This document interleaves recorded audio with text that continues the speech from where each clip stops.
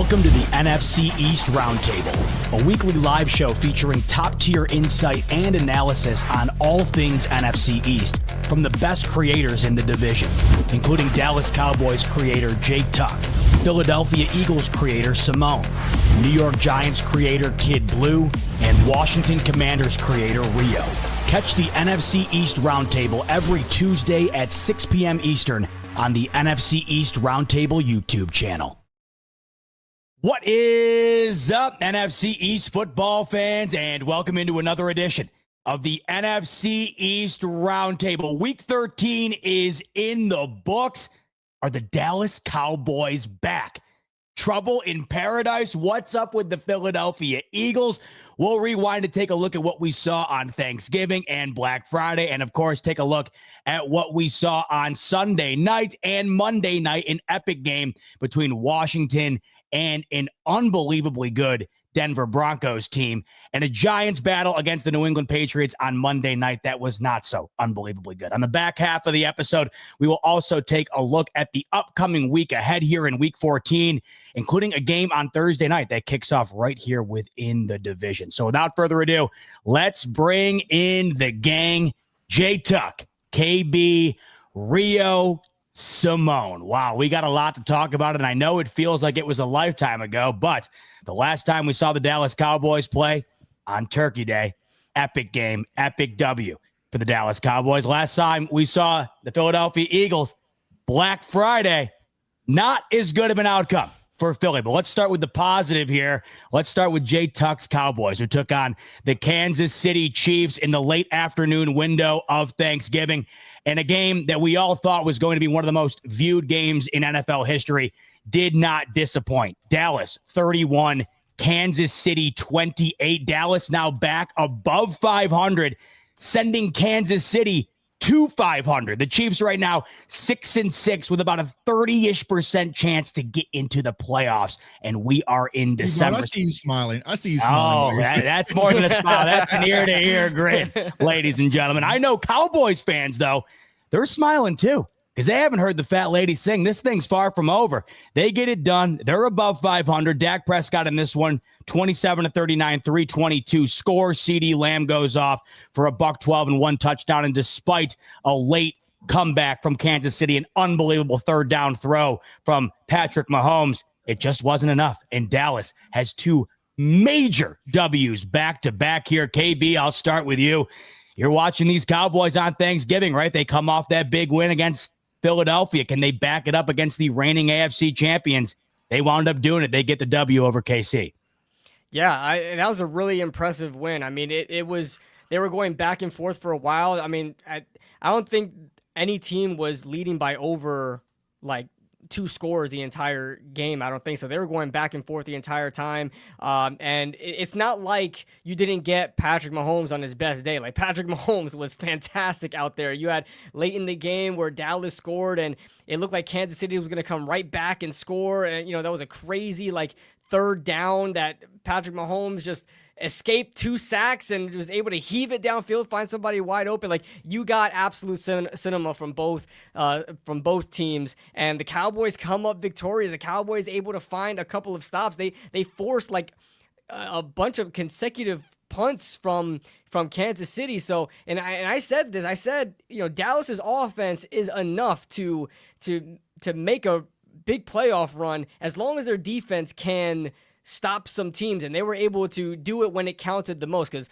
Patrick Mahomes still balled out, but you know, when it counted the most, they were able to pull through. The defense was able to pull through, and it seems like things are working out a little bit better for that defense. Looks like those additions are actually starting to pay off, and it doesn't look like much people are missing Micah Parsons these days over there in Dallas, and they're able to get some sort of pass rush going. So shout out to the Cowboys, man. They found a way to claw back, and they're 2 games away from the top of the division. So, yeah, what a comeback from Dallas, man.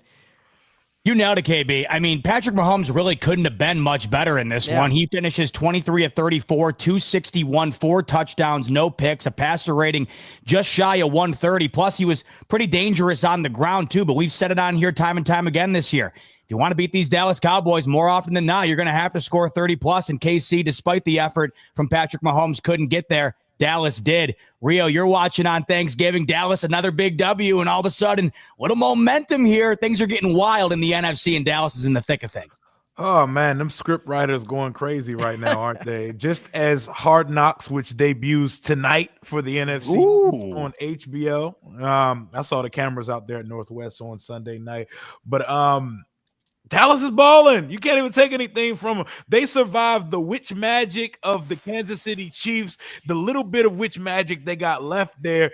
Mahomes on his last legs, 4 touchdowns, no picks, and Dak Prescott and company outduel them on Thanksgiving with the whole world watching. Every opportunity you thought Dallas was going to find a way to lose the game or return to what we expect them to do in clutch moments. They survived it. They're hooping. Their new additions are already paying dividends over there, and their dynamic duo of number 1 receivers. I'm rooting on the downfall of Jerry Jones and hoping that he finds a way to mess things up with George Pickens and David Mulugeta in the offseason. But the Cowboys look like they're trying to make a little run at this thing, and they're trying to make Hard Knocks a lot more interesting as we come down to the final weeks of the season, because you damn sure know Washington and New York ain't adding no interest or intrigue in this division. Maybe Dallas and Philly make this a nice little division race down the stretch, a division we thought was going to be wrapped up by Turkey Day. So shout out to Jay Tuck and his Cowboys, man. Y'all got y'all day. Take a bow, man. Pretty poetic, isn't it, with the start of Hard Knocks here? You know, Jerry knew those cameras were about to get rolled out, and what do you know? Dallas puts together 2 of their best performances of the year, and of course they'll go toe-to-toe. He said they do winning. They do TV over there. They do ratings. They don't give a shit about no winning over there. Speaking of winning, right now, New York Times has the Dallas Cowboys with a 23% chance to make the playoffs. However, with a W on Thursday night, which we'll talk about later, that jumps up to 41%. So they have more than just a chance. A lot on the line for Dallas. Simone, you were on the wrong end of things against Dallas. Then they go against Kansas City. You got to think they come back to reality. National stage, Thanksgiving, nope. So what do you make of this one on Thursday, watching the little boys eat their turkey in Jerry World? I'm going to just say this, okay? If Philly had to be on the wrong end of that script last Sunday, Dallas made it worth it. Okay, so Thanksgiving, obviously I'm rooting against Dallas, want Dallas to lose, but in the grand scheme of things, it was a great game. I mean, Kansas City, Dallas going at it, going back and forth, yada yada yada. George Pickens, we already know he's a star, yada yada yada. Quentin paying off, yada yada yada. But I'm just sitting back. You know what I'm saying? I'm letting this play out. We've seen this before. This is the spot Dallas likes to be in, thinking they got something going. Still playing from behind, okay? Still got to win some games. Still got to do some witch magic. But it is good to know that I don't have to come up here every week with the only one with something to talk about. So welcome to the conversation, Jay Tuck. Welcome to the conversation indeed, Jay Tuck. Doesn't get much better on a holiday than watching the Dallas Cowboys get as big of a W as they got. I mean, let's face it. That was a playoff game on Thursday for these two teams. With Kansas City losing, everybody knows when their back's against the wall, that's when that team is as good as anybody maybe ever. And that's where they were on Thursday against Dallas. And Dallas didn't give in. They had their backs against the wall too. They come out victorious. They're still alive. So what did you make of their ability to get this done in that game, despite how good Patrick Mahomes was? Man, I know last week I came and kind of spoke about us beating the Eagles, but I was saying that was just the appetizer. I was getting ready for the main entree. You know what I'm saying? That was the side dish. But that game, being in the building versus Kansas City, I mean, hell, it was damn near half and half. I mean, there was a sea of red everywhere. Z-Bot, you probably experienced numerous times. You hear the national anthem, and then they say, in the home, and then there's this Chiefs. It just rang through AT&T Stadium. And for someone who's seen it many a times, I just said, shit, here we go, right? And then you saw the first drive kind of stall out. Dak threw the early interception. Pat Mahomes quick to, I believe it was Xavier Worthy. He skedaddles in the end zone. We're down 7-0. just like that. But as I always tell people, my quarterback, and Dak Prescott, has what I like to call Bruce Banner syndrome. It's like he has to get angry first before he turns into that green monster. And after that first initial interception, Dak was clicking on all cylinders. George Pickens, peekaboo. He was going crazy out there. He had Trent McDuffie in a frenzy. There was a lot of criticism versus the Eagles when it came to CeeDee Lamb. CeeDee Lamb said, I heard all of that. He responded well. We got the run game going.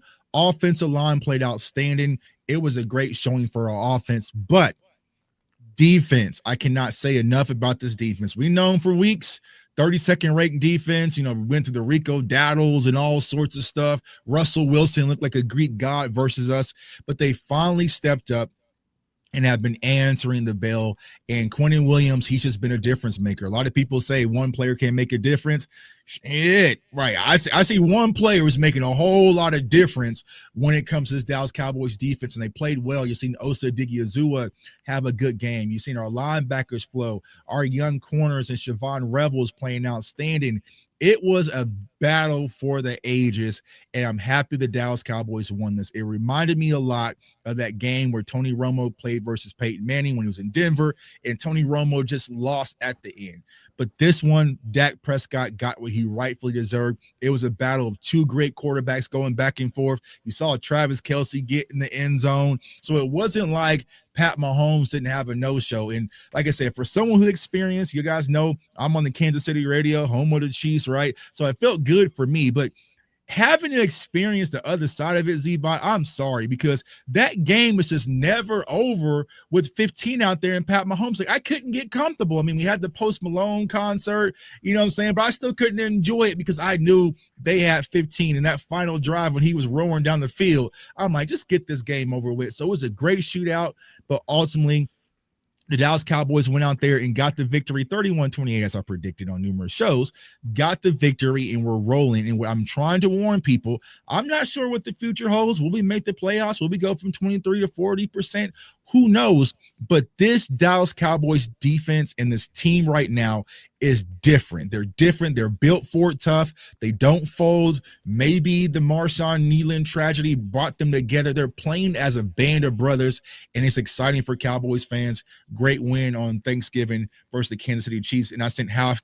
Every at my mama's house, I sent half my cousins. My cousins hated seeing me walk back in that house. You know what I'm saying? I got back from that game because they already knew what time it was, but the Cowboys showed out and got the family victory versus the Chiefs. You nailed it about Kansas City. That's why right now, Jay Tuck, they're 6-6. People still think they're going to win the Super Bowl, right? Because they're never out. It's never over. You got to check the casket and make sure they're not breathing, you know.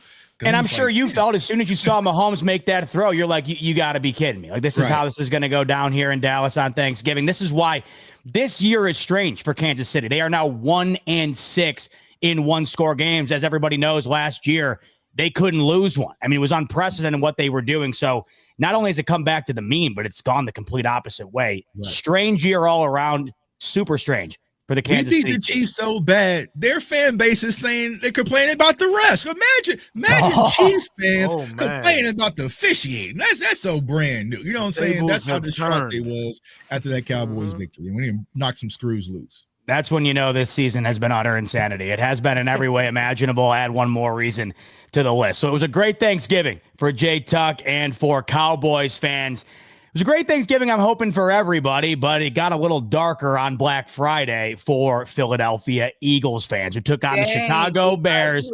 Rough with it, boy. The next day. And I can't believe I'm saying this, and I'm thinking we all can't believe this. Right now, if the season were to end today, folks, the team that Philadelphia lost to on Black Friday would be the 1 seed under Ben Johnson. Caleb Williams and these Bears, they get it done on the road against Philadelphia, 24-15. They are now the 1 seed in the NFC at 9-3. And this is once again a Philadelphia game in which the offense, where you could argue maybe they have the most talent on that side of the ball in the NFL, just could not get it going. 15 points in this one. And if you look at the last 4 games here for Philadelphia, 4 consecutive games, 21 points or less. 3 of those 4 sub 20 points. And when you look at the roster, it just doesn't quite add up. And you're starting to wonder, as we're getting towards January here, what's going down with the Eagles. KB, what do you think's going on?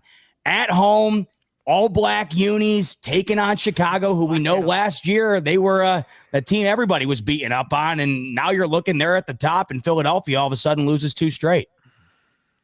Yeah, the blackout on Black Friday, man, it looked pretty. Listen, the Eagles, I can tell you exactly what the problem is, because there are even players saying, listen, it's not coaching, it's execution. I know AJ Brown said it. A couple of other players have come out and be like, we just got to execute or whatever. Maybe it's just them being PC about it. I don't know what the true issue is there, but there's just no excuse of having $150 million devoted to your offense and them putting up, not enough points to get it done, especially against bad defenses. 3 of their 4 losses came from extremely bad defenses. And, the Giants defense, who are ranked 30th, the Bears defense ranked 27th, and the Dallas Cowboys defense ranked 30th. Now, the Cowboys are starting to tighten up a little bit on defense, but still, it's just not a good look, and it should be concerning because, although defense definitely wins championships, I would say offense gets you to the playoffs, and that's been true for a long time. And we talked about it on the show multiple times. They were finding ways to get it done and win these ugly games, but there's only so many times you can get away with those ugly wins, because there are going to be teams who figure things out, watch enough film and figure things out, and figure out how to get that edge in those ugly games. You've seen how the Bears were able to stop the tush push, where everybody's giving the Bears credit, but it was really the Giants, okay? Kayvon Thibodeau forced that fumble, but of course, the ref said, the ref said, forward progress because Jalen Hurts out, whatever, whatever. But still, my point is, in these ugly games where a lot of these situational, plays happen, teams are able to figure those small things out to get the win. And, the Eagles got to figure it out. But, DeAndre Swift had a great game. DeAndre Swift was balling out there against his former team. And on the other side, Saquon Barkley, it just doesn't seem like it's rolling. I know the offensive line isn't very good, but one thing I know about Saquon Barkley is that he's a dancer back there. And that's something that he struggled with the Giants for a while as well. When the offensive line isn't really playing up to par, he tries to look for the home run play all the time, and it winds up being a deficit to him. So yeah, that's crazy. The Bears are the number 1 seed, Zeba. Is that true? Yes, they're the number 1 seed in the NFC. Yeah. My goodness, Ben Johnson, man. Yeah. Imagine what they could be if Caleb has to start playing quarterback too, because they're doing it without even asking him to do shit. Exactly. I don't see the Bears doing much in the playoffs because of that. Exactly what Rio said. When Caleb Williams has to lock in the playoffs, I don't know if he'll be able to get it done. But man, that's crazy. Number 1 seed.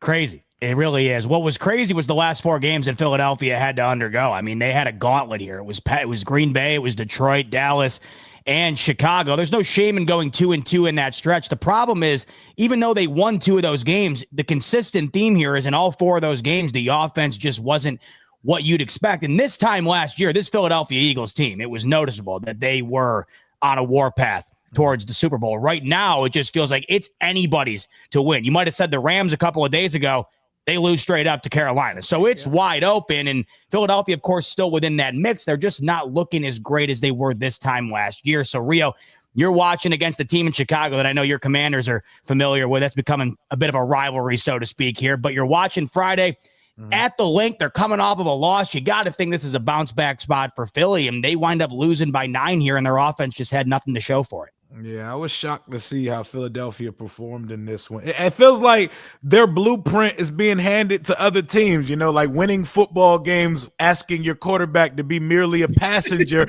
Other teams have taken their mantra, and they got Caleb out there throwing for 150 and winning in primetime games, looking like a prime Jalen Hurts out there on Black Friday.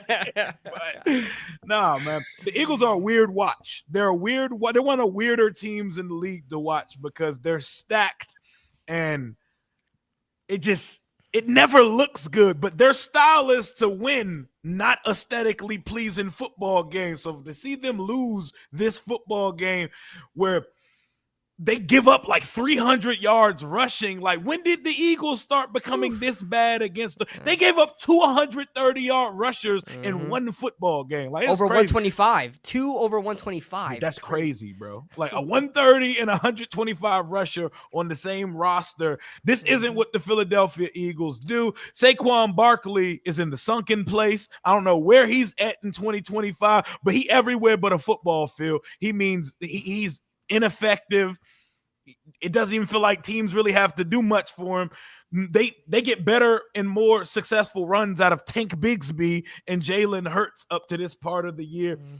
AJ Brown don't give a damn that they lost because he got his numbers. That boy got 130 and 2 touchdowns. He went home with an ear-to-ear smile like, I got mine today. We will be all right. We still making the playoffs. But it's fun watching the Eagles start to hit a roadblock. It's also hilarious to see Simone, not one of these, but it's hilarious to see some of these Eagles fans. They're ready to fire Nick Sirianni. They're done with Jalen Hurts. Bro, y'all are 8-4 and still number one in the NFC East. If y'all don't shut the hell up and shake back because y'all still have significant football to play for this year. Some of their fans don't even know how to take a little bit of roadblocks and hindrances in the season, but it's been funny to watch it from a distance, especially when your team ain't got shit to play for. So you're just rooting for the failure of your NFC East compatriots. The Eagles fans certainly didn't shut up at the link on Friday. The Boo Birds were raining down during that game on the majority of those offensive possessions. It was crazy. The shit out of them on Amazon Prime. Every drive, as they should have. J-Tug, you were doing the opposite of booing. I mean, I just, you had a run here, right? What a Thanksgiving for you. You turn on Friday and boom, the Eagles go down again. What did you make of this one here where, once again, like just felt as though that was a spot where Philadelphia was going to reemerge after losing to Dallas, and they wound up doing the opposite? Little birds will be little birds. You know what I'm saying? So honestly, Black Friday, I was vibing out shopping, watching some college football, and I wasn't paying too much attention to the game till I checked my Twitter timeline, and everyone's like, yo, the Eagles are choking again. I told my wife, I got to go home real quick. I got to go see something real quick. You know what I'm saying? And when I turned on my Amazon Prime, I watched I watched the crazy vision with all the stats. You know what I'm saying? I like to kind of tap in that way.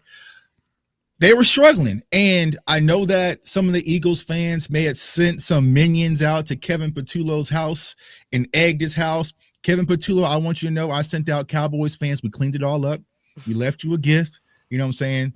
Courtesy of us in Cowboys Nation. Kevin Patullo is sinking the Eagles' offense. They are a shell of themselves, and I just think the offense is stagnant. Even though A.J. Brown did have his numbers, it was still right?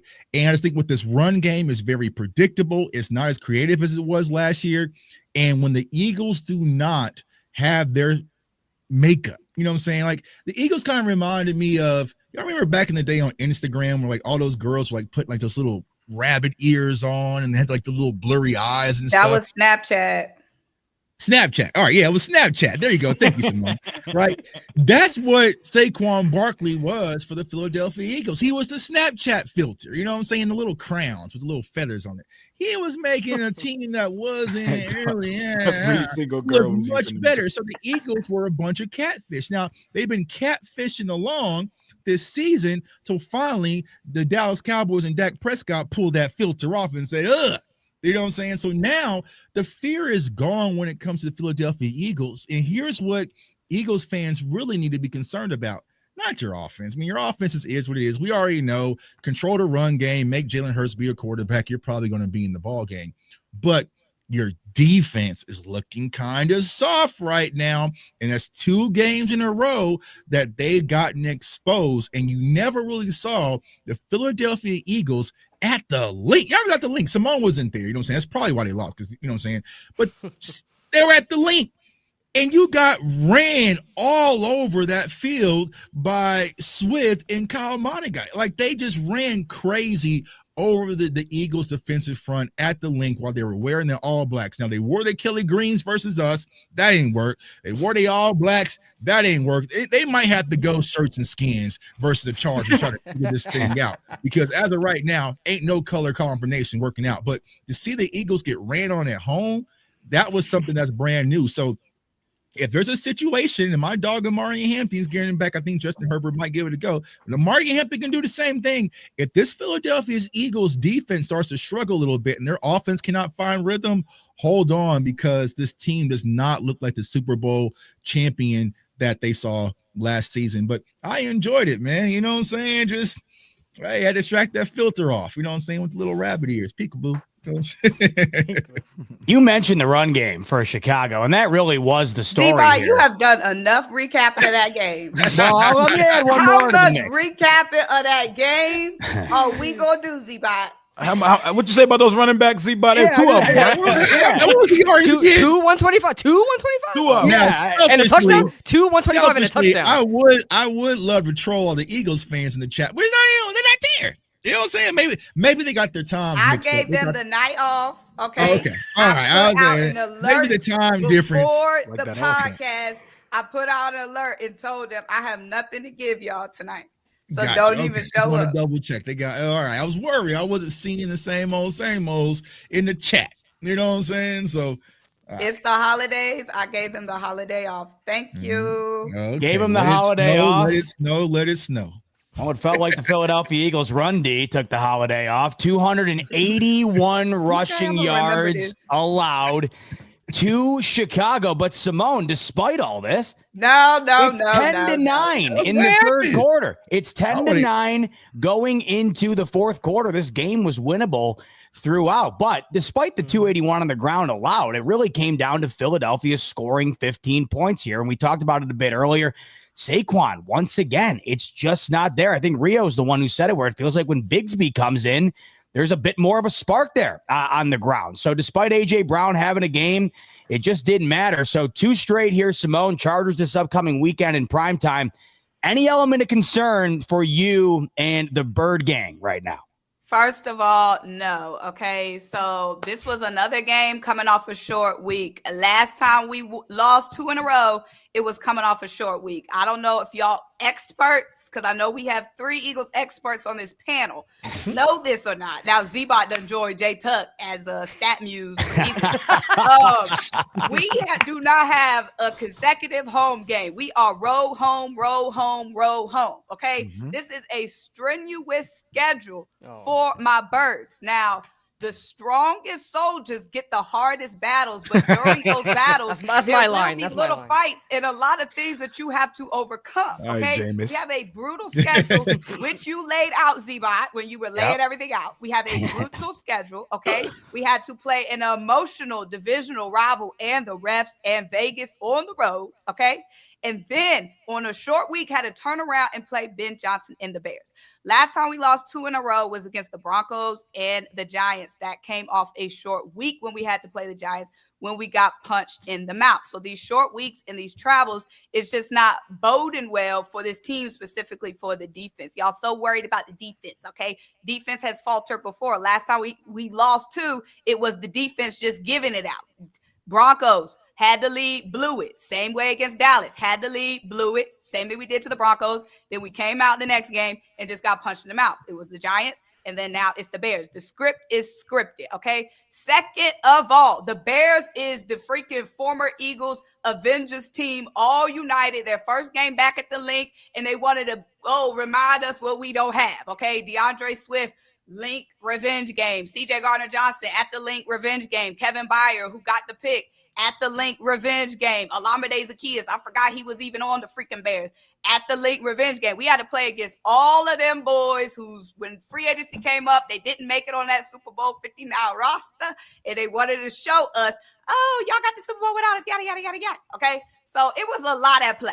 Second of all, the Eagles, like I keep saying, when we lose the turnover battle, it is not good, okay? Regardless what you want to say about this freaking Kevin Patullo era, first of all, Kevin and Nick Sirianni are best friends. Kevin ain't going nowhere, okay? So move past that. So we have to overcome what we are working with, okay? This entire season, even in the past 2 or 3 seasons, the Eagles take care of the football. These last 2 games, we've had 4 turnovers. We've lost the turnover battle twice. When we lose the turnover battle, it is not good for us in these close game scenarios. We saw against the Bears, that tush-push turnover, that was not good. That swung the whole momentum of the game. If we score right there, it would have been a whole different story momentum-wise. Game against the little boys, 2 turnovers. Turnovers is very uncharacteristic. Whatever you want to say about this Kevin Patullo era, say what you want. We don't turn the ball over, whoever our offensive coordinator is. So that is something that is self-inflicted, okay, that the team is going to clean up.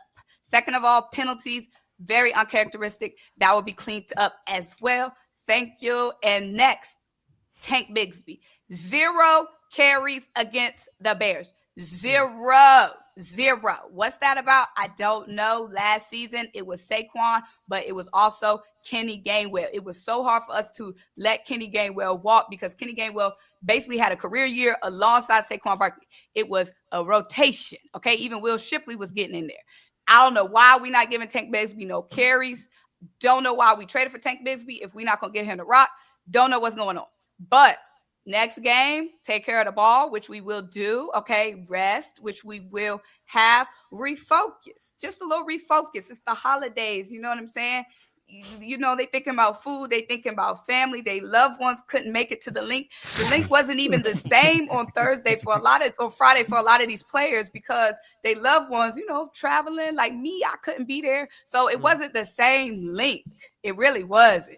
Okay. And the black uniforms, they really don't have no pizzazz. They don't have, you know what I'm saying? The black uniforms. They look clean on my TV. Man. They fine. They clean, but they don't have no juice to them. You know what I'm saying? It's not no history in the black. Once we put on that midnight top, them white bottoms, take off them my calls, my cleats, and put on them regular J's, we gonna be good. She said she don't support the calls. That's crazy. Damn. Hey, they're not losing, guys. They learning. My calls, my cleats, they've been just giving it out. Well, I wish I could say it was going to get easier for the Philadelphia Eagles, but it's just as tough this upcoming week in primetime. It's the 8-4 Eagles against the 8-4 Chargers. Now, Justin Herbert got banged up this past weekend. We'll see if maybe they can take advantage of that. But no, there's no questioning it. Whether you hate the Eagles, love the Eagles, it doesn't get tougher than what they've just had to go through the last month. And you can tack on top of that what they have this upcoming weekend.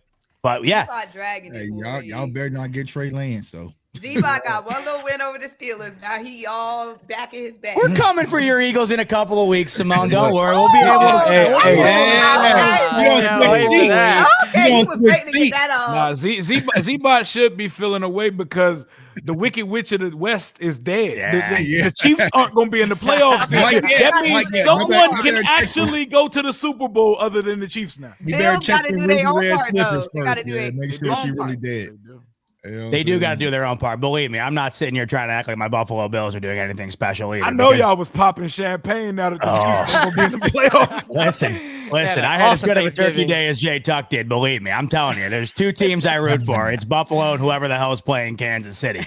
All right, let's transition into yet another primetime game. We were filled with them this past weekend. And this one, you might have thought going into it, right? I mean, you really might have thought, do we really got to watch the Commanders in primetime again here? We're heading into December, and we're looking at the playoff picture taking fold. What's this game? Denver, touchdown favorite.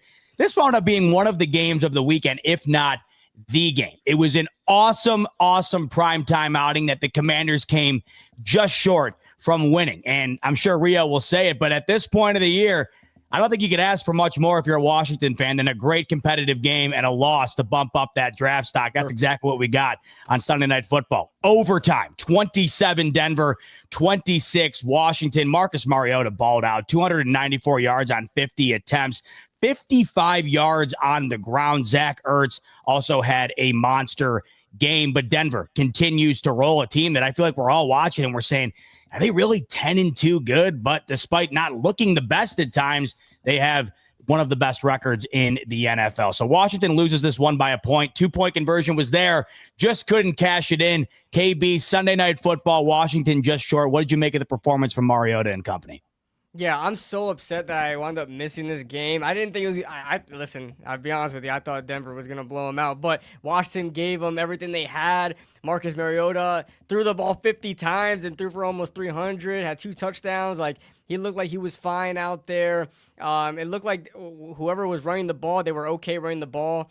And it came down to a 2-point conversion. And shout out to the Commanders saying, listen, we're just gonna go for the 2-point. We don't make it, whatever. We make it, we win the game. Like I respect that from like a 3-9 team. So like just hey, we got nothing to play for. Let's just go try to win the game. So but I kind of wanted Washington, like in the back of my mind, wanted them to win the game because Denver fans need to be humbled so badly. Like ever since they played the Giants, like they're on my Twitter feed like insanely since they played the Giants, and they think they are the best team in the NFL. Like Bo Nix is like MVP and all that stuff. Like I just want them to be humbled. Like so I would have been okay with Washington pulling out the win there, but it seems like it was a great game, man. It sucked. It sucks that I missed it, man. I think I missed out on something there.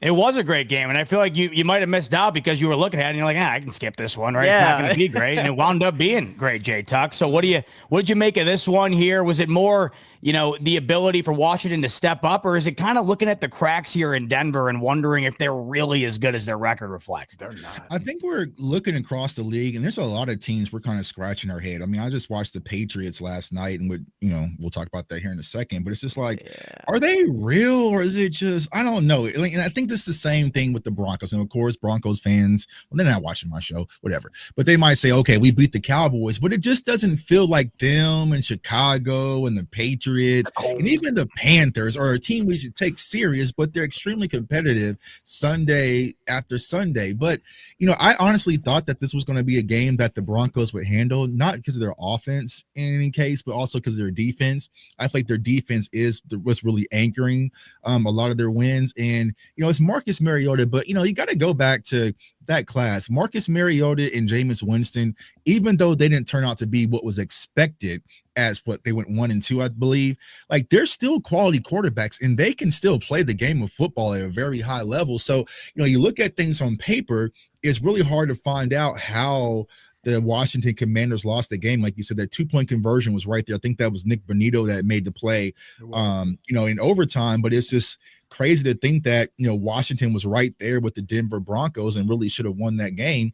I mean, for me, selfishly, I lost because I had the Broncos -2.5 and they blew up, a lot of money I had on that game. But it's just like, I'm not sure how to understand how was it competitive, but it just was. And it shows that teams are competing day in and day out. And I don't know, me being a draft guy, maybe it's because this draft isn't super attractive. You're not seeing the tanks yet. You know what I'm saying? You're not seeing where teams just kind of just lay down and fold in and kind of focus on the draft. Like week after week, every team is still competing. And, I don't understand it. But the Commanders were out there. They played good, but ultimately lost to the Broncos. But I don't know. Maybe we got to believe in the Panthers and the Broncos and the Patriots and the Bears, but it kind of makes me sick a little bit. Just a little bit. You know what I'm saying? Yeah, it'd be easier to say who you can't believe in right now because there's just so many teams that have a chance at going the distance here. Simone, what'd you make of what we saw on Sunday night between Denver and Washington? That was a great show. Great game. I was kind of hoping they would keep playing out the overtime. I get it. Not really playing for nothing, so might as well just go for it. But I was hoping they would have kept playing it out. I'm kind of with KB. I was going for Washington a little bit, just a little bit, you know what I mean? Give people some other stuff to talk about this week, But of course, Washington couldn't do me that one thing. Thanks. I always love seeing Zach Ertz do his little thing. But no, it was a good game. Went down to the wire. Nick, Defensive Player of the Year, big stop, great stop, but didn't do nothing for me in the grand scheme of things. Rhea, like I mentioned earlier, this is pretty much best case scenario at this point. It was an awesome game. You said you were there. So what'd you make of the atmosphere? Because it was a wild game, a fun one to watch, and they came up this close to being able to pull it out in the end there. Oh, for one, I ain't never seen that many Broncos fans in my life. Like they were in there. Like Broncos fans show up, bro. Oh yeah, they travel, bro, because it had to be about 50 to 55, 45 because they was in there. They was deep in there. The atmosphere was amazing. I took my son to the game. It's his first primetime game. On a school night. Yep. You know what? Shame me. I don't care. He got to see his first primetime overtime thriller. And it was fun as hell. And everything, it was perfect. It was perfect from my perspective because it's like an ethical tank. You know, you went out there and you did everything you could to win the game. Still didn't win. Jay didn't play. It's okay. It's okay, man. The most important thing that took place on Sunday night, we got to see 17 look like 7. We got to see 17 on the football field. I haven't seen Terry McLaurin in a long time. He hasn't played much football this year. He went out there and was given the best corner in the league hell for 4 quarters on a pitch count. If Marcus would have actually pulled the trigger a couple times and didn't go late a couple times, Terry would have had 200 and multiple touchdowns on Sunday.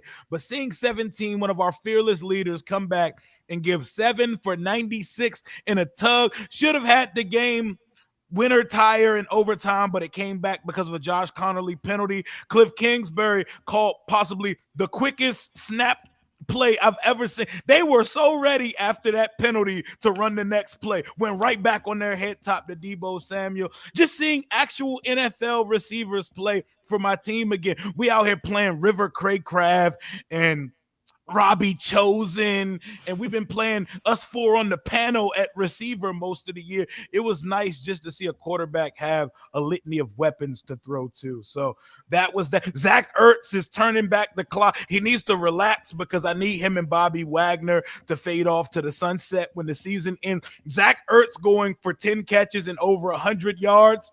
Crazy, you know? And Mariota, who had 350 total yards on Sunday Night Football, would have had 400 if Jalen Lane and Ertz didn't drop deep passes. He fought his guts out. Respect to my backup quarterback. I hope he's here for years to come as the backup. But I think we've run out of goodwill with the backup quarterback. I always juxtapose backup quarterbacks as donut tires. Like good spare tires, bro. They'll get you to work and home a couple times, but when you start relying on them, you get shot in the foot. That pick Marcus Mariota threw early in the game was one of the most egregious interceptions I had seen until Bo Chapman-Nix later that game threw an even worse interception. He threw a pick to Bobby Wagner. There's not a damn Denver Bronco in the frame. There's not a Bronco in the frame. Nix's numbers, 300 yards. He had a touchdown. This team is not like that. The Broncos are balling right now. They will be going home the first time they play a playoff game, just like they did last year when they ran into Z-Bots Bills. Shout out to the Denver Broncos. Y'all really not like that for real. And if my demon was playing, y'all wouldn't have won this game. But we look good. Terry's back. Jaden's going to actually play football in December, and we're still losing games. We ain't won since October 5th. Hard Knocks on tonight. We at least gave ourselves something fun to put on the TV, man. We're going to have something fun to talk about this week. Like, not even the Giants can say that. The 2 teams right now. They got something to talk about. I'm looking forward to it. Is that going to be caught up completely through Thanksgiving, you think, on tonight's episode? It better be all this script writing they done did. Dragged us into the bullshit. Just to have a storyline. Where does it start from? Like, what week does it start? Probably when they it starts when Jerry Jones wants it to start. You know what I'm saying? Jerry Jones. I think it's going to be heavy on last week. Like, I think they planned it by design for it to start the week we all play primetime games, and we all played in primetime this week. So that's right. It's going to give you like a quick fast forward of how we got here, and it's going to jump into Thanksgiving. No, because it goes back. Because when was the Jameis Winston touchdown game? Was that? That was last week before that last. was 2 weeks so ago. that's on the episode because I already seen the clip. So okay. So of course it start when we play them. Well, our GM is going to be a star. Eagles Cowboys. Yeah, it's probably gonna start that week. You know what I'm saying? I mean, did y'all see the cameras out there? Because they probably was out there. I was on a completely different level. I don't worry about it. Okay. I seen them out there in the Northwest on Sunday. NFL Films, they was deep. They had cameras. They was there Thursday for sure. They was there for Thursday. They was walking around getting fan testimonials and telling people to get hyped for. I said, okay, this is not normal. Okay. The 2 teams right now at the top of the AFC are, of course, the 2 teams everybody would predict to have been at the top of the AFC in December, back in September, right? The Denver Broncos and the New England Patriots, whose KB's Giants took on, speaking of which, on Primetime on Monday Night Football. This was an ugly, ugly game. The New York Giants against the New England Patriots, and the final score in this one, 33-15. It didn't tell a little bit of everything. It had Jackson Dart getting spun like a chopper gunner going out of bounds. It had Younghoe Koo planting his foot in the ground on a kick I've never seen before, and I don't think I'll ever see again. And the New England Patriots, 10 consecutive victories. And much like the Denver Broncos, Jay Tuck mentioned it earlier, you're watching them, and they look pretty good on Monday night, but you're wondering if this team is 11-2 good, 1 seed good, potentially Super Bowl good. They look pretty good, though, against the New York Giants. The offense of the Giants in this one just could not get things going through the air. Jackson Dart, 17-24, 139. It was almost a 7-point game before Younghoe Koo kind of stubbed his toe there, and then after that, it was just all downhill. So, Jay Tuck, Monday Night Football here. Patriots continue to roll. Giants lose again. They're now 2-11, primed to be in position to potentially take that number 1 overall pick. So, what'd you make of this one on Monday? Man, before the game, they were kind of showing some of the favorites. I think it was Drake May as the MVP favorite, and also Jonathan Taylor and somebody else, right? And when they mentioned Drake May, I kind of just did this eye roll, like, yeah, right. And I watched him play. I was like, shit, he might. He's one of those. Okay, all right. Yeah, he's out there. He's out there balling, and he's out there. So this, because JD, of course, is out, but that draft class, quarterback-wise, from last year is paying some early dividends. But Drake May is playing really good football, and they have the run game. They have Travion Henderson out of Ohio State who can run the ball phenomenal. You have Stephon Diggs out there, who I know Z-Bot's familiar with. And, even though Brian Schottenheimer is doing a great job in Dallas, the coach I was beating the desk for, I wanted Mike Vrabel at all costs. You know what I'm saying? I was willing to risk it all for Mike Vrabel. And he has this team just playing tough, man. You saw the hit on Jackson Dart that was legally in bounds, but they peeled the paint off that boy, man. So, like, you have this team that's believing, and they're going out there and they're playing hard-nosed football, and they're making it happen. Now, when it comes to the Giants, you might have to have a question. The team looked better under Jameis or Jackson Dart. You know what I'm saying? I just think that the team, man, looked a little bit better under Jameis, but, Jackson Dart is going to be the future. Love the way his diamonds dance, man. You know what I'm saying? Like, he makes me want to call my jeweler, like, yo, I want one of those. He might say, Tuck, you ain't got it like that. But it's just like, you know what I'm saying? But he's just out there playing phenomenal. They're getting Wan'Dale Robinson involved. Kenyon Coleman and Abdul Carter. I gotta talk to y'all, man, because y'all messing up my draft resume right now, because I don't understand what the hell is going on with Abdul Carter. I didn't know he only had a half a sack for the season. That's crazy for Abdul Carter. But he had 27 pressures, so it's like he just but still, bro. Like, I get it. I'm not one of those people to say like pressures are not important, but for Abdul Carter to only have half a sack at this juncture of the season. You know what I'm saying? It's you know what I'm saying? I don't understand that. You're on that Chase Young track right there, man. Yeah. It's just, you know what I'm saying? So, Abdul Carter, so I mean, their defenses play okay in the Giants, but overall it was a good win for the New England Patriots. And it seems like Vrabel has a team that's going to be playing tough. And like you said, they're competing for possibly the top spot in the AFC, which will be crazy because it's hard to say, like, to see the Patriots fall off, lose Tom Brady, and bounce back. It's like, damn, they're back that quick. Kind of crazy, man. So, we have to hold on tight. Yeah, pretty wild. Those poor Patriots fans that had to suffer for 5 years. Meanwhile, in the interim period there, I think the Bruins had the greatest NHL regular season record of all time. The Celtics, of course, won a championship. And now you blink. First year, Mike Vrabel, the head coach, they're winning the AFC East. They're going to be the 1 seed. Drake May is going to win the MVP. They're back indeed, Rhea. What'd you make of this one on Monday night? Patriots continuing to roll here, getting it done over the Giants. And they're back at the best time because the conference is ass for real. Like, the conference is ass. The Wicked Witch of the AFC is dead for this year at least. And Drake May is one of those. Like, our fans, even I still got fans in the comments that still be getting at me during the draft process. I was so impartial towards Jaden or Drake May. I was like, whatever one we pick, it's got to be one of those two. I'm good with it. And Drake May is becoming everything I thought he was going to be in this league. He's like that.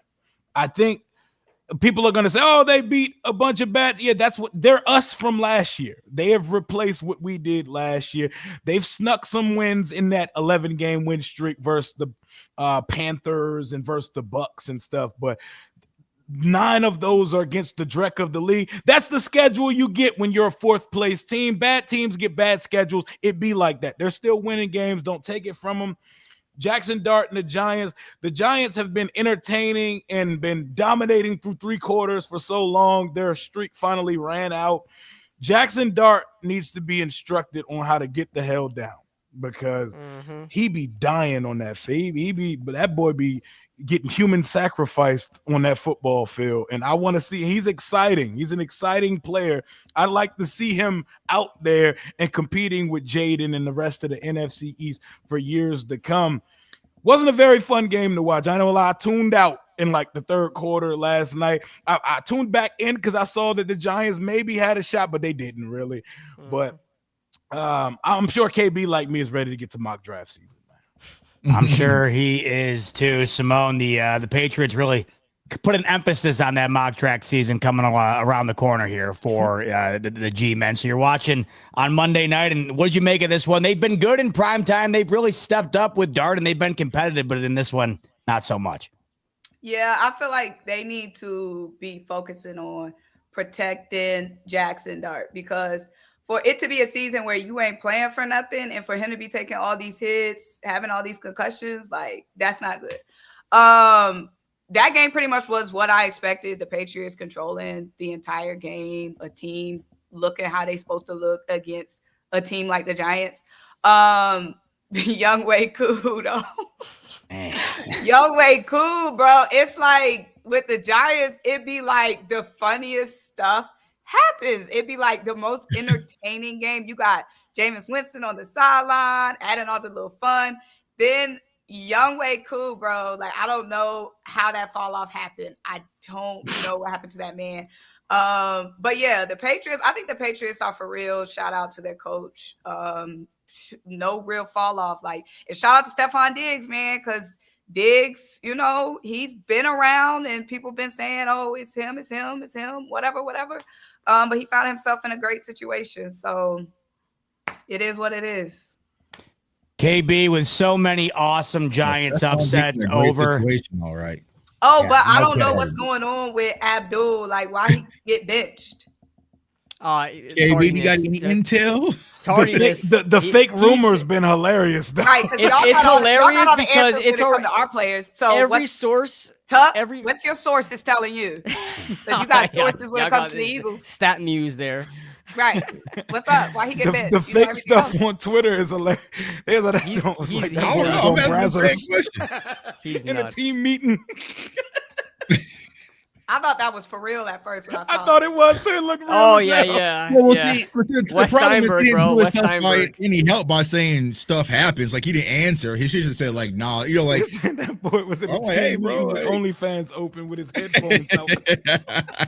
That's why he only had half a sack, man. At least the Dallas players let us know what happened. Like, and then they say this was the 3rd game or 2nd game where he got benched. Second game, yep. Okay. I mean, Keon Coleman. I was just gonna say, I know a thing or two about being tardy. For some reason, these guys aren't going up to these meetings. I don't know why. NIL money, man. They don't need. They feel entitled and they think they can do whatever they want, even though they play a child's game for a living. So. More than me. Yeah. Well, get his ass to the meeting. I know, right? Well, KB, as I was saying, I mean, we've seen a couple of awesome Giants upsets over the New England Patriots in our day, and I was hoping we'd see another one on Monday. And at first, I thought, maybe there was some legs to it, but that wound up going away quite quickly. So what did you make of your G-men in primetime? Well, first, I want to give a big shout out to Patriots fans. They were really nice to me. Streaming my game, a bunch of them popped up and, was like, hey, I feel your pain, KB. Yeah, I feel your pain. I said, you guys don't know pain, bro. You don't know true pain. Your quarterback and coach left. You guys suffered for a little bit, like Z-Bot said. You guys got a new coach, Mike Vrabel, and a new franchise quarterback, and you're back to winning again. You guys don't know pain as much as how nice you guys were. They're nice to Giants fans. Listen, we've been their nightmares for so long, so they're nice to us. But shout out to the Patriots fans first and foremost. They were really nice. But yeah, the Giants, man, I shut off my stream, guys. I shut off my stream. I was drinking some coquitos, So I was laid back, had a nice time, and forgot about the Giants, man. I made my recap video early. I didn't want to watch anymore. I'm not watching a 2-10 team be down 30-7 by halftime and expect me to be watching them until 11:30. I work the next day. I don't got time for that, man. I'm getting older. So It's just the same old Giants over and over again, except the fact that, we didn't blow the game because we couldn't blow the game. We were down 30-7 by halftime. You can't blow a game you were never in position to win in the first place. So I guess that's a change. I guess that's a step in the right direction. But it's crazy because I still want to win these games. I'm done with the whole tanking thing. I suffered through that last year, and I don't want to do that again. But, I mean, can't take when you're just ass, like Rio says. So it is what it is. But Jackson Dart, I love Jackson Dart. I honestly think even though he had 139 through the air, I mean, he did everything he could. But like Rio said, he's got to get out the way, man. He has to get out the way. You're on the sideline. You're 2 inches from out of bounds. Just get out of bounds, bro. Why are you fighting for an extra inch when you're still 2 yards away from the first down, man? And it's second down. It's going to be a 3rd and short. Live to see another down. He got absolutely freaking I don't even know the word to say there. Freaking walloped on the sideline. And I thought he was going to go out again after that and be looked at again by the coaching staff. But he was fine. But he's not going to be able to be a franchise quarterback if he keeps getting himself in trouble. The offensive line is doing everything they can, and honestly, they're having a really good year. It's him when he gets out the pocket and starts running that he just gets himself into trouble because he does not slide. But as far as that goes, the rest of the team, just straight ass. Why do I care about talking the rest of the game? There's nothing to talk about in that game. It's just absolute garbage what they're putting onto the field. Even our best players are just not up to par. Brian Burns seems like the only guy that's out there right now that's on the defensive side of the football that's actually doing well. Dexter Lawrence is hurt. His elbow is really messing with him. He was out for the season because of that elbow. It seems like it's still affecting him right now. And yeah, this is the New York Giants, man. I just can't wait until this season is over, man, and we get all our guys back. I think the biggest thing, it wasn't even the game. I think it was our GM, Joe Shane, that just had a press conference that it went so bad they privated the live stream because the chat was absolutely ripping into Joe Shane. Shout out to the media for New York media. They do not hold back with questions. They made Joe Shane, his new motto is, I understand the question. He said that with every question. Man. Joe Shane is about out of here. He's about to be the star on Hard Knocks again. Like last time he was on Hard Knocks with the Giants. It's about to get crazy. I don't want to say in paradise. Trouble in paradise is trouble in hell here in Giants. It's only going to get worse, but it can only get worse before it gets better. But yeah, that's the New York Giants, guys. That Young Hui Koo was exactly what the Giants are right now. They're so bad, it makes it look like it was actually a fake. It wasn't a fake. The Giants fans were like, it was a fake. No, it wasn't a fake. We're just ass. So, yep. Well, good KB, y'all turn off y'all chat too, because our team turns off our chat all of the Really? Really? Oh yeah, every time. Yeah. They privated the live stream. I didn't even get to finish it. They privated it. KB, we flipped the calendar to December yesterday, so we're almost there. It's almost over. Now all you can hope, Tennessee wins one, steals one, right? Giants lose out.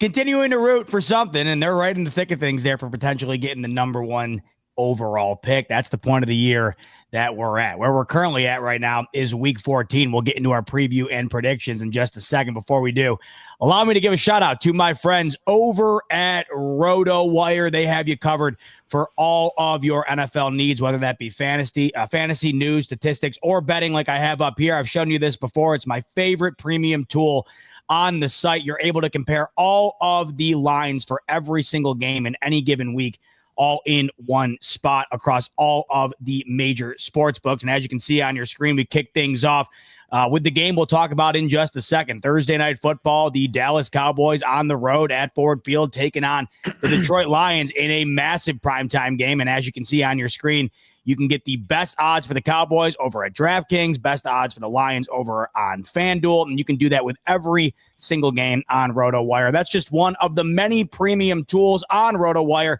Take advantage of them via the link in the description below. Click that, sign up for a premium subscription. And when you do, use the promo code RTS, and that will get you 15% off. Let's move over to our friends at Sleeper. Link is also in the description below. If you click that and sign up for an account, you will get an instant $20 credit to use with your Sleeper picks. You've seen us make the picks on here before. You can do so completely free. A $20 free entry when you click the link and sign up for an account. Once you use that free $20, use the promo code on your screen, RTS, and that will get you a $100 deposit match up to $100 on your first deposit. Terms and conditions apply. See Sleeper terms of use for details.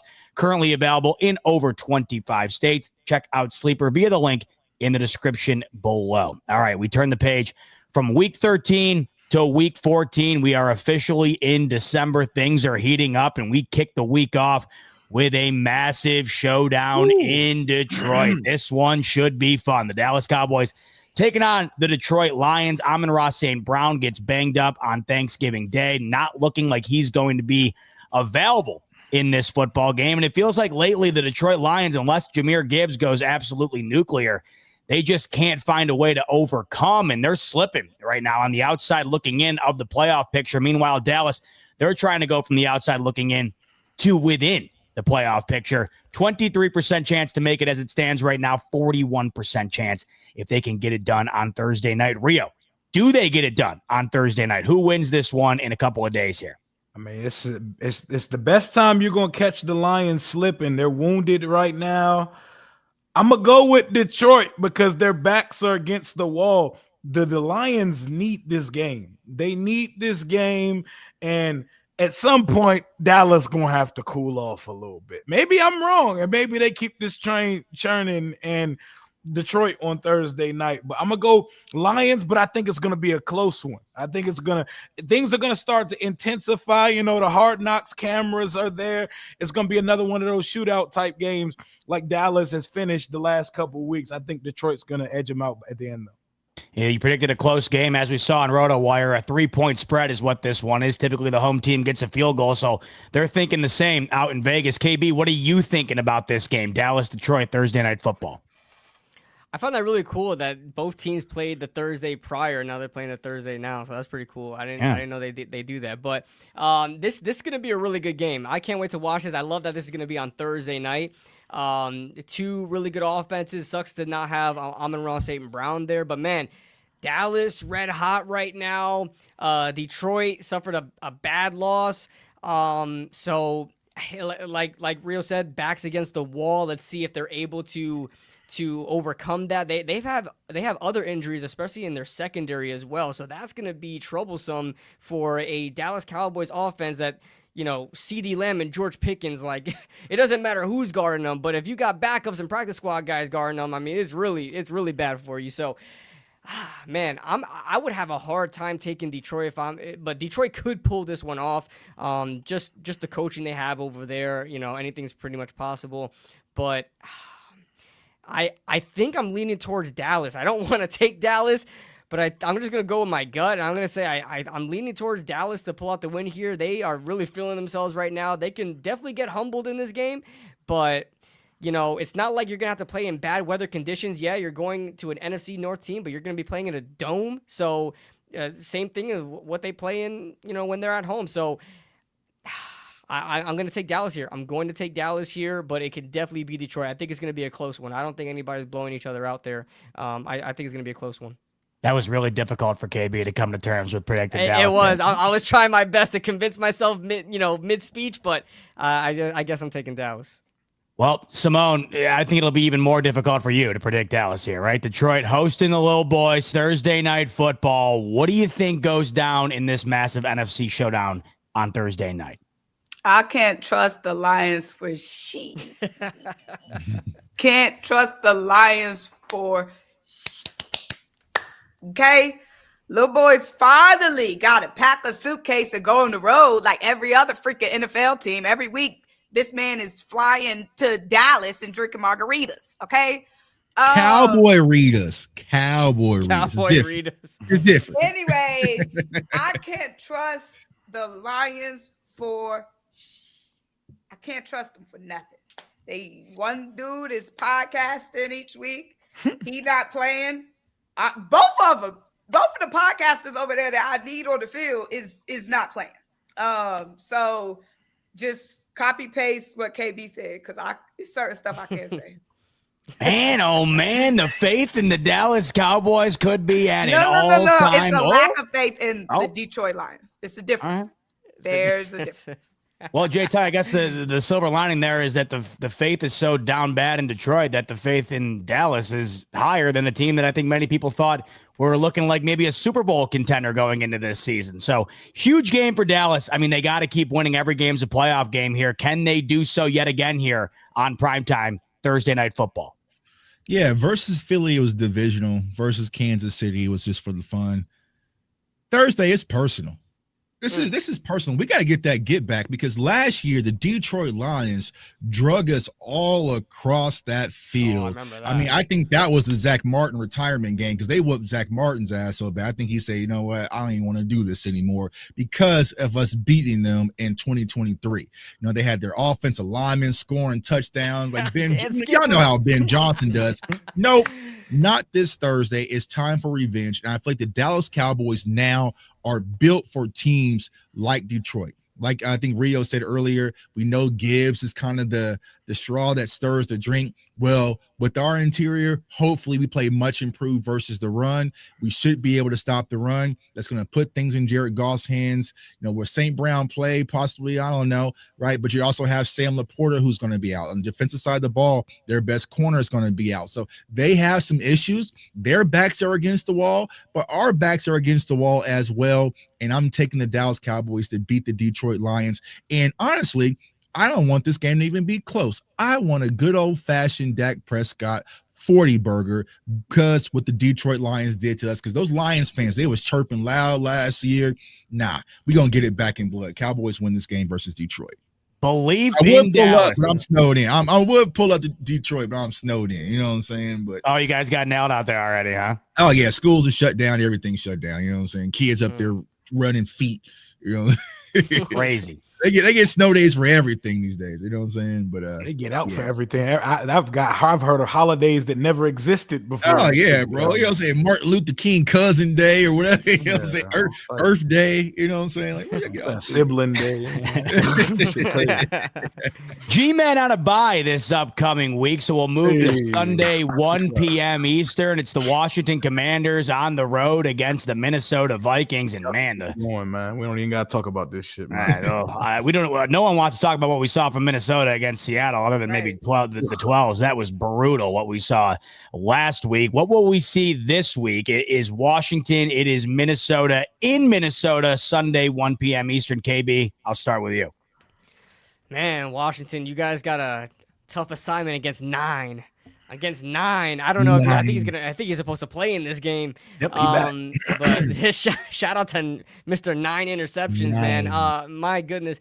Thank God the Giants did not draft JJ McCarthy. But I think Washington could pull this one out.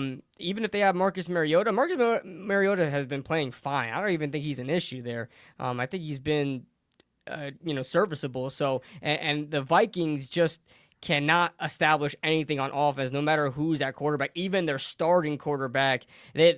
Justin Jefferson is really frustrated right now, and I know because I have him on fantasy, and he was a first-round pick. So yeah, I'm in hell right now. Okay, I'm losing in fantasy because of this, but man, they can't do anything. Their defense is still all right, but I don't think it's going to be enough. When you have a terrible offense like that, there's only so much the defense can really do. So I think I'm going to take Washington here. I didn't expect Minnesota to be 4-8 at this point of the season, but here we are. So give me Washington here to pull out a win and hurt their draft pick hopes a little bit. KB's got Washington. Simone, who do you got in this one between Washington and Minnesota?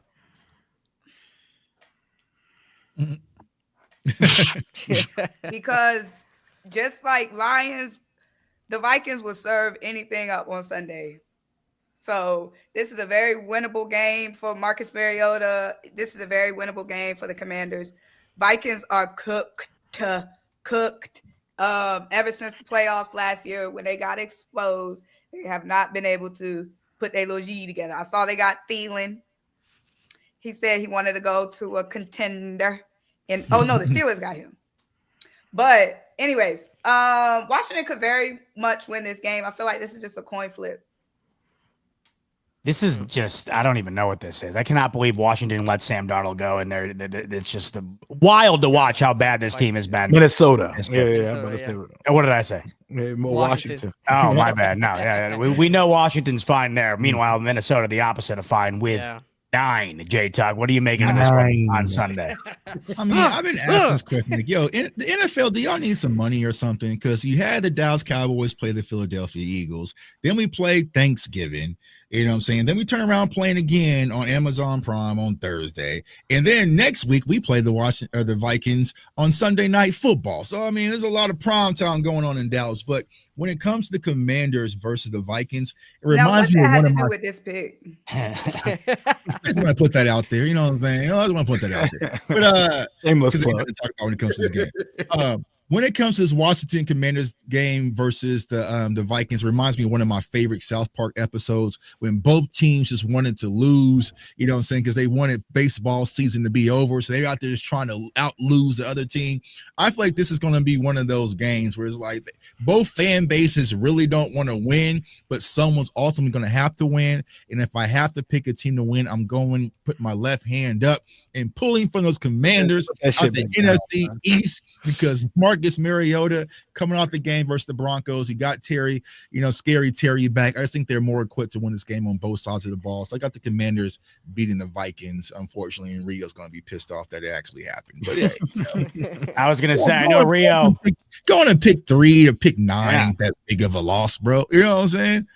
Rio's hoping Randy Marsh isn't in the stands beating up on Bat Dad saying, I ain't hear no bell, right, Rio? That was America. I know you want to lose it, Rio, but, man, the Vikings have been bad, and they were toe-to-toe, your Commanders were, with one of the best teams in the league up until this point. So do you think they win despite maybe not wanting to win?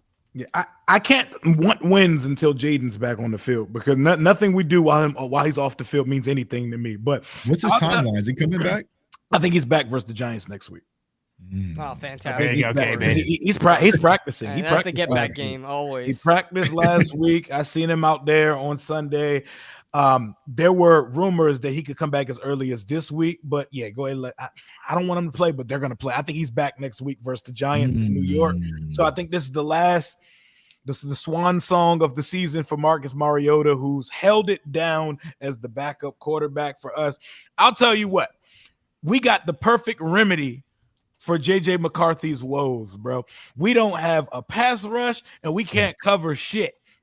Like, our starting cornerbacks right now are Jonathan Jones and Noah Igbenogany on the outside. We just got our starting free safety back, and we don't have anything rushing the passer. So you know what can fix a broken young quarterback? No pass rush and no coverage. And the fact that Justin Jefferson, there ain't a soul on this healthy roster that could cover him. No one's covering Jordan Addison, and we finna have Bobby Wagner isolated running the fate with TJ Hawkinson. They're going to win this game. It's going to be another close game. It's going to be a game that nobody cares about or talks about, and that they're not going to show much on Red Zone on Sunday. And we're going to find a way to lose it at the end. We're getting healthier. Noah Brown, word on the street is they're going to take the bubble wrap off him this week, and he may actually play football because, he is a football player, even though he don't ever play. We're getting healthier. We have receivers now.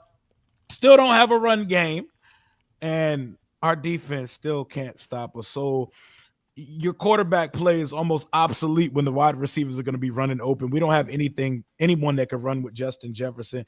I'm going with a Minnesota close W over my Washington Commanders. We're going to lose to the poster child meme for bad quarterback play. He has become the face of ass quarterback play. J.J. McCarthy, whenever your quarterback has a bad game, they're going to meme him on the little frowny picture in a 9 uniform, and he about to get his groove back versus this Commanders defense. And on our 8th loss in a row, we're gonna fall to 3-10.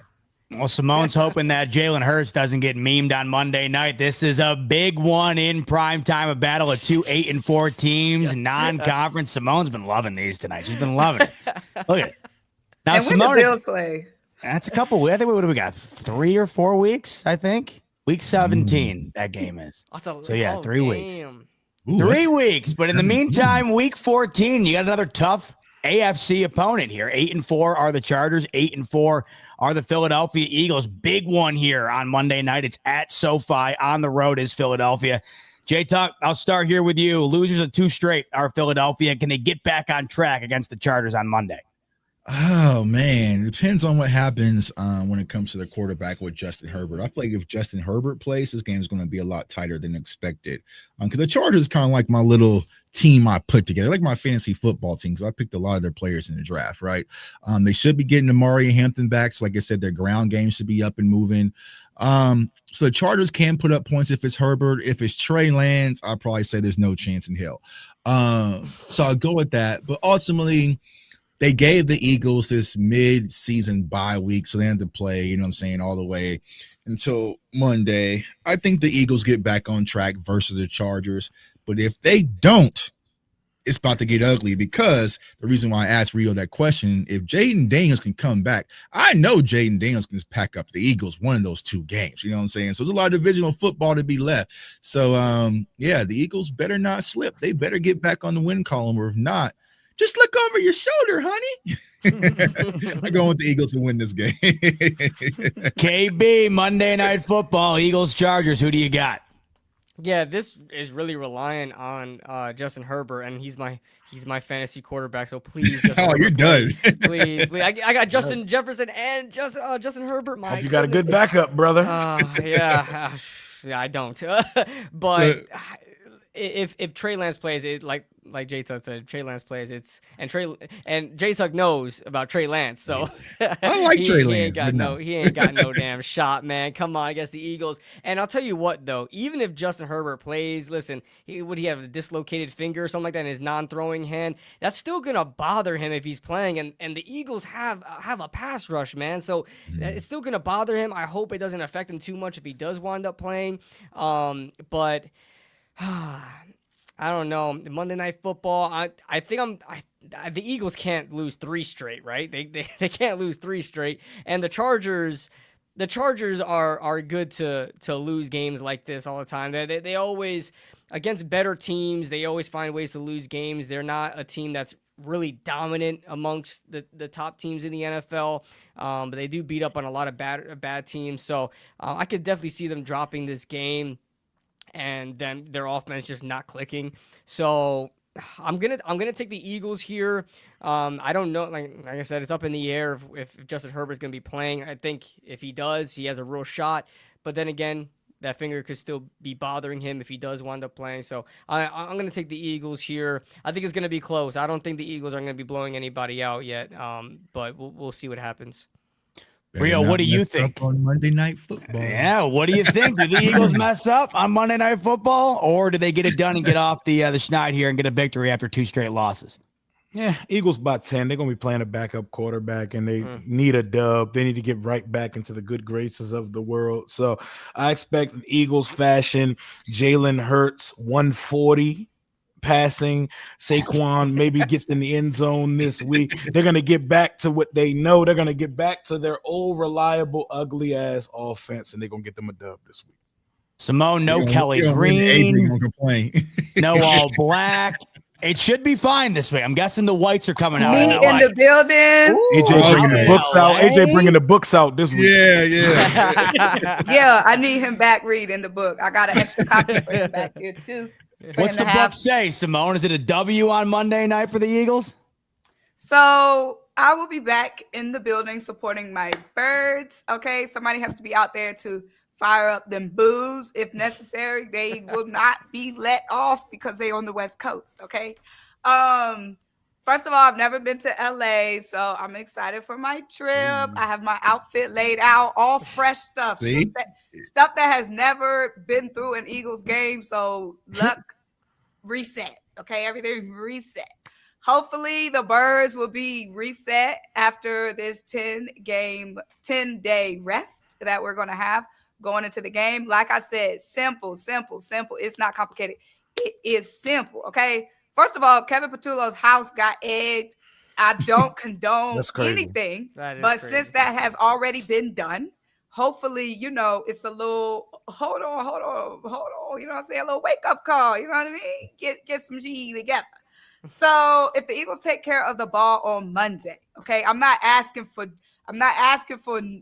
nothing else but to take care of the football. That's everybody, okay? We'll be fine. We just got to take care of the ball. Vic Fangio's defense, 10 days of rest, okay? They will be back. They will be refreshed, and the birds will be back in the win column, still playing from the front. Everybody's still in the back, looking at our tushes. Still looking at our tushes. We're going to get one of those Simone Dana lives. This is a day of life as an Eagles content creator. So first I landed at LAX and I get my Starbucks, and then I take my first wardrobe, and then I switch my shoes up for that. So she'll be stunting all over the time. Okay, keep it up. You might get a little job as a voiceover assistant. Keep it up. Nice. Good audition. She be smoking them joints though. Yeah, I gotta get on.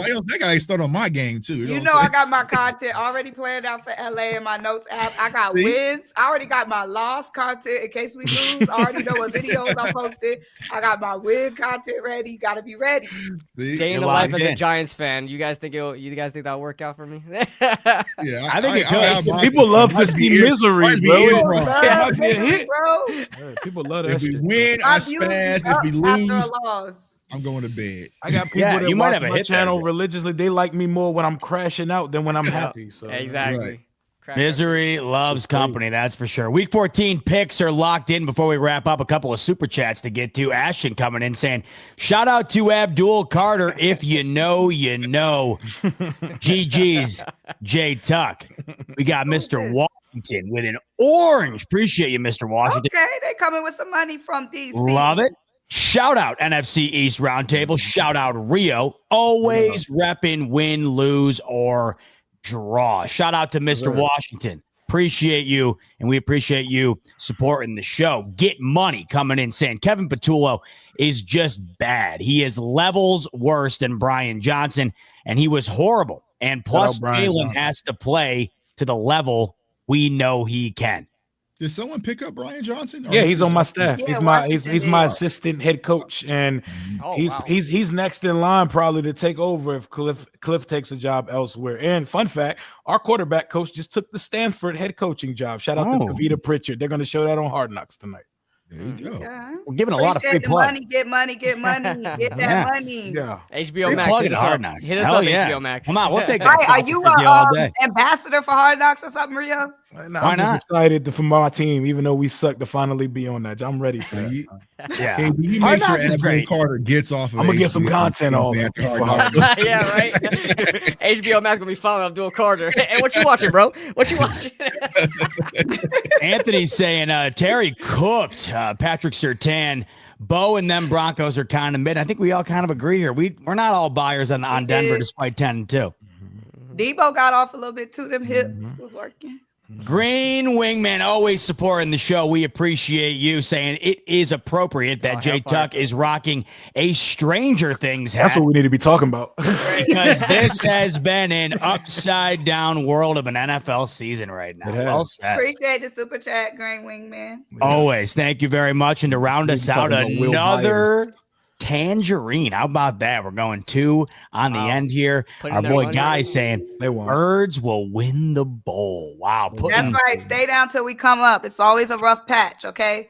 Putting it on. Hey, guys, they not losing. They learning, guys. It's Simone thinks she's Jameis. Simone thinks she Jameis today. They test you. The horses were you. prepared for Jalen Hurts. Nah, that's a Jalen Hurtism. victory Yeah. comes Hurtism. within the law. Like Stay down. she They had her want us stuff ready to shaking in go. our boots.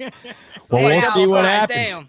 Predictions are locked in for Week 14. Week 13 is recapped. We can't wait to see you same time, same place next week to talk about what we see in Week 14 and talk a little bit of Hard Knocks because that airs tonight. We'll see what goes down there. We'll talk about that. We'll talk about everything next week on the NFC East Roundtable Tuesday at 6 p.m. Eastern. But for this one, that is going to do it. For Jay Tuck, KB, Simone, and Rio, I'm your host, Z-Bot. Thanks so much, as always, for tuning into the NFC East Roundtable, and we'll see you on the next. Roundtable Sports Network is your one-stop shop for all things NFL, with daily live shows covering all 8 divisions in the league, hosted by the best content creators on the web, all on one network. Catch the AFC East live every Monday at 7 p.m. and on Wednesdays at 6 p.m.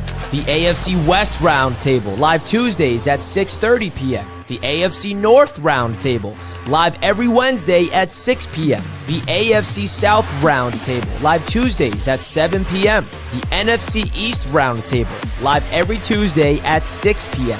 The NFC West Roundtable live at 9 p.m. on Tuesday nights. The NFC North Roundtable is at 6 p.m. on Wednesdays, and the NFC South Roundtable is live Tuesdays at 8 p.m. EST. And of course, fourth and forever, the flagship show of Roundtable Sports Network covering all things NFL at 1 p.m. Eastern Standard Time on the Roundtable Sports YouTube channel. Real coverage, real fans.